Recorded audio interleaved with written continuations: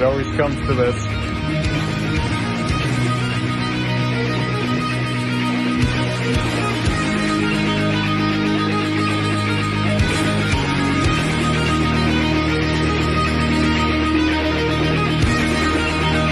More nice shit.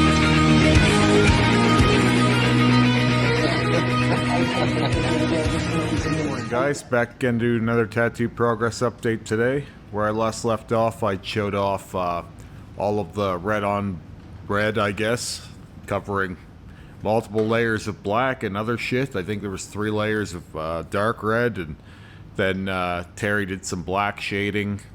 So this side is going to be a little darker. I'll go ahead and show off how it's healed up, because it's pretty much all peeled. There's a few little flakes still kind of coming off here. Super easy as always. We just got that back stretch behind my neck and the tie-in around the throat here. I think we'll probably go to about there, kind of where that black line around the rose bottom is, and I think that will make a big difference. I'm really looking forward to getting that out of the way, and then Rick and I will be back on to sleeve again. Who knows how many more sessions on that. We left it at 85, and we've had a nice 3 or 4 week break, so I am itching to get working on that again. I have some suggestions to make to Rick that I think can really upgrade the whole flow of the sleeve. Part of the nice thing about working with Terry has been, like, he's been more suggestible, and since I'm looking at this shit all the time, I'll have all kinds of crazy ideas where sometimes I think they're probably best tempered by the artist that's doing the work, but I'll have all kinds of ideas for ways to punch things out and pull things kind of forward, or, you know, give depth or clarity. And it's important to be able to have that open exchange of ideas. Now, you do get that with Rick. It's just with Terry, he's a little more one-to-one with it. You can just kind of, you give him the feedback and it happens that moment. Like, there's no, like, what's the word? Like, bureaucracy with it. It's like, it's just kind of, it just happens, you know? And there's not a whole lot of argument. Like, he'll tell you, like, oh yeah, you know, like, that we can do it with this cut. Like, he'll have that kind of thing. But with Rick, I think he's got his ideas and they're a little more set in stone. And he does move from them, but it's a little more of an, I wouldn't say it's an argument process. It's just more of a, I don't know. He has his vision for things, and then if you have yours, you kind of got to find the middle ground. So, and that's good in some cases, right? Like, obviously that's good in some cases, but in some other cases it can be a bit of a pain. So, hoping that he's open to my ideas, and I'm not going to get into those today, but if so, I think we can really upgrade the sleeve quite a bit. So even after 85 sessions, there's still new and more you can do. I don't think that there's ever really going to be an end point to that. I think that as long as you have the patience to do so, you can pretty well refine and tweak things forever, as evidenced by my forehead here, which we did a session on my forehead and the back of my head just yesterday. I'll go ahead and show off the back of the head. So hopefully that's doing the trick. This is something like the 6th or 7th version of this rose. So I plan on doing a whole video explaining kind of why the roses, like where the hell did this rose come from and why. Because still I have so many people who ask me why do you do so many roses. And there's a whole thing, but I'm not going to get into that today. But like I said, I'll make a separate video of kind of my most meaningful tattoos. Believe it or not, the one on the back of my head is one of those. Where I got it and all that jazz here coming up over the next few weeks. But that's, yeah, like the 6th or 7th version of that rose. And I believe, and I've said this before, I think I said this before. Someone can go back and quote me, as they often do. This is, I think, probably going to be the final version of it. I'm much more fond of the color versions of the roses. This being now more than a year since we completed this, I'm not having the feeling of changing it, really. If anything, I would enhance the dark red to a bright red like the rest of it.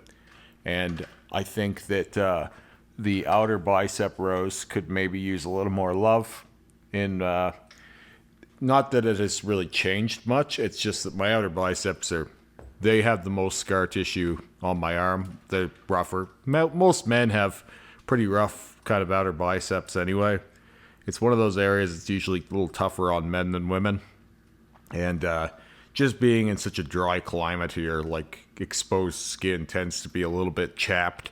So it's not even a thing of like, oh, I need to touch it up. It's just, even when we finished that upper bicep rose it was always the one that was in the worst condition. So if anything, I would just work to bring that up to snuff with the neck roses, which are, now that these the frontal head roses are healed up and settled in a bit more after the last month or so, like this really works together very well. This is the most cohesive that all of the roses have ever been. They've always been close, but not quite the same, and that's been fine. But because these roses were red, and the same as the one on the back of my head was red at one point, they had that red pigment in them. Now, the one on the back of my head was blacked out after the red. These ones, we used opaques and a little bit of black shading on, and so they weren't ever quite as dark as the one on the back of my head was. But because there was that red base in there after whitening them, they always had more of a fleshy, pinkish tone. It was in some light completely white, and in other lights a little bit pink or purpley. And so they were out of step with, say, the roses on my face and the roses on my neck. Just tonally, they were the same overall palette, but they were just a little more, these ones were a little more metallic, where this one was more fleshy looking, which I don't want to make an argument about which I prefer necessarily as a point of, well, I would do it this way to get this, like this is the better result. It's just that they were different.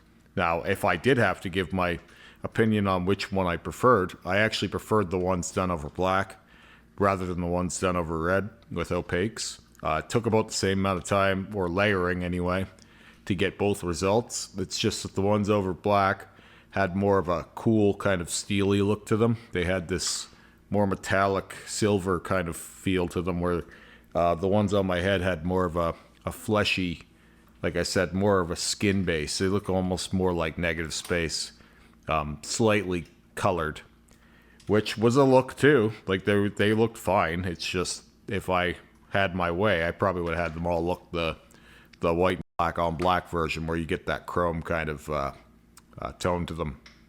Ironically, I'm actually today going to be posting throwback to the black and gray version of my rose sleeve before we ever added any of the red.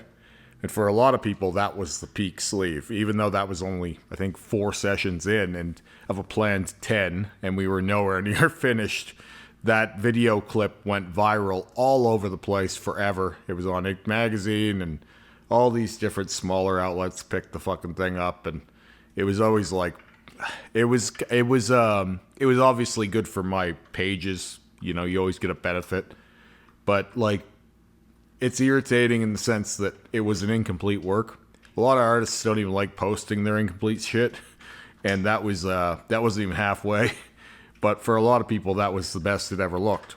And I would hate to break it to them, but, like, in that state, it wouldn't have been visibly as clear as it is now, or was even when we finished the first version of that sleeve, right?